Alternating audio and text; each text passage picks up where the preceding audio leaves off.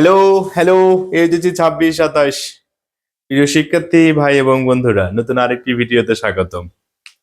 আজকের এই ভিডিওর মাধ্যমে তোমাদের বেসিক বিষয়গুলো ওভার করার চেষ্টা করব।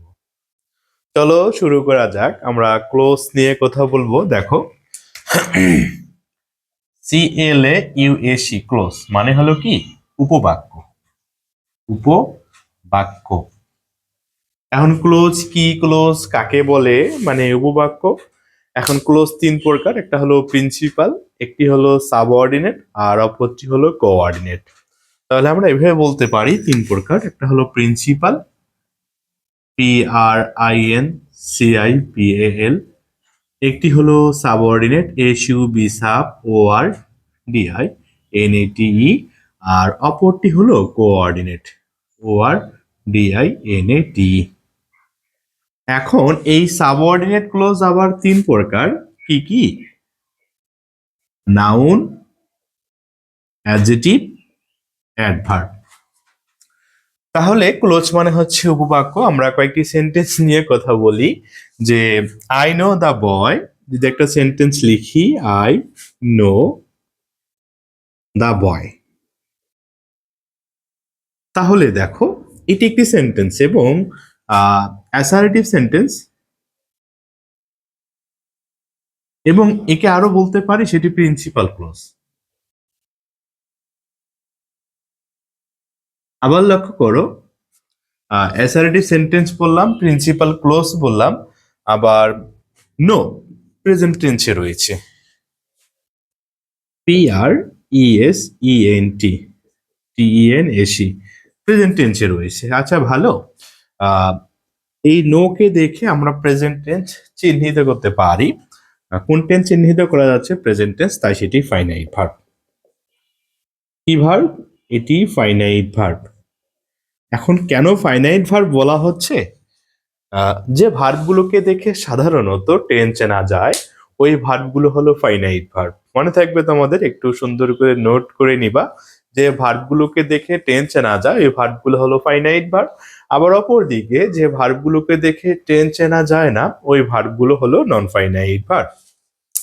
এখন একটা সেন্টেন্স লিখলাম, সেন্টেন্স লিখে ডিরেক্টলি তোমাদের বোঝাই দিচ্ছি যে এখানে একটি ফাইনাইট ভার্ব রয়েছে, তাই আমরা প্রিন্সিপাল ক্লোজ বলবো অথবা ক্লোজ বলতে পারি।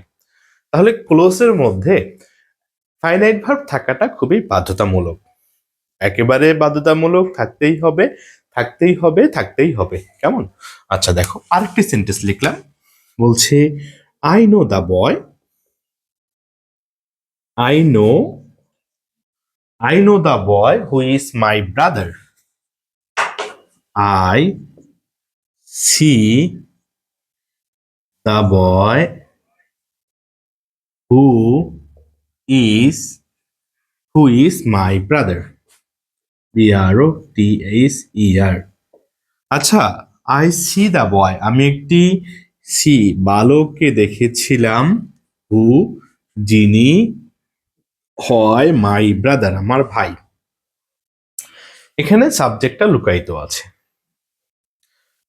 সাবঅর্ডিনেট ক্লোজ বলবো। অথবা যদি এটা বুঝতে না পারো, তাহলে আরেকটি সেন্টেন্স দিচ্ছি, যে দো he is poor, he is an honest man. তাহলে দেখো, ডিরেক্টলি তোমাদের বুঝতে হচ্ছে কি, দো হি ইজ পোর, পোর মানে হচ্ছে গরিব। তাহলে এই যে দো থেকে শুরু করে কমা পর্যন্ত একটি ক্লোজ, একটি অংশ পাচ্ছি, এই অংশটি হলো সাবঅর্ডিনেট অথবা শর্তমূলক। কি মূলক বলবো? এই অংশটি হলো শর্তমূলক। আবার অপর দিকে দেখো, হি থেকে শুরু করে ম্যান পর্যন্ত এটি হলো প্রিন্সিপাল বা প্রধান, PRINCIPAL। এখানে সাবজেক্ট রয়েছে দুইটি, হি একটি হলো সাবজেক্ট, আবার অপর দিকে কমায়ের পরে আরেকটি সাবজেক্ট রয়েছে, কমায়ের পূর্বে হি একটি সাবজেক্ট, কমায়ের পূর্বে হি সাবজেক্ট, কমায়ের পরে হি সাবজেক্ট। ইজ হলো ফাইনাইট ভার্ব, ইজ হলো ফাইনাইট ভার্ব। তাহলে যে ক্লোজে একটি শর্তমূলক ওয়ার্ড থাকবে, এটা কি মূলক ওয়ার্ড? শর্তমূলক ওয়ার্ড থাকবে, সাবজেক্ট থাকবে দুইটি, ফাইনাইট ভার্ব থাকবে দুইটি, একটি থাকবে সাবঅর্ডিনেট, আরেকটি ক্লোজ হচ্ছে প্রিন্সিপাল, তখন তাকে আমরা সাবঅর্ডিনেট ক্লোজ বলবো। বোঝাতে পেরেছি তোমাদের? এরপরে আরেকটি হলো কোঅর্ডিনেট। ঠিক কোঅর্ডিনেটটা এমন ভাবে পড়বো যে হি ইজ পোর, বাবা দেখো তো দেখা যাচ্ছে কিনা নিচের গুলা যেগুলো লিখতেছি, হি ইজ পোর, যদি মানে হি ইজ পোর সে হচ্ছে গরিব, বাট বিপরীত প্রকাশ করবে he is an honest man. তাহলে দেখেন পিছি, সরি ফর দ্যাট, পিছি, আবার বাটের পরে পিসি রয়েছে। পিসি কেন বললাম? সেটি প্রিন্সিপাল ক্লোজ, কারণ এখানে সাবজেক্ট একটি ব্যবহৃত হয়েছে, ফাইনাইট ভার্ব একটি ব্যবহৃত হয়েছে, তাই প্রিন্সিপাল ক্লোজ বলতে হচ্ছে, এবং শর্তমূলক কোনো ওয়ার্ড এখানে ব্যবহৃত হয় নেই।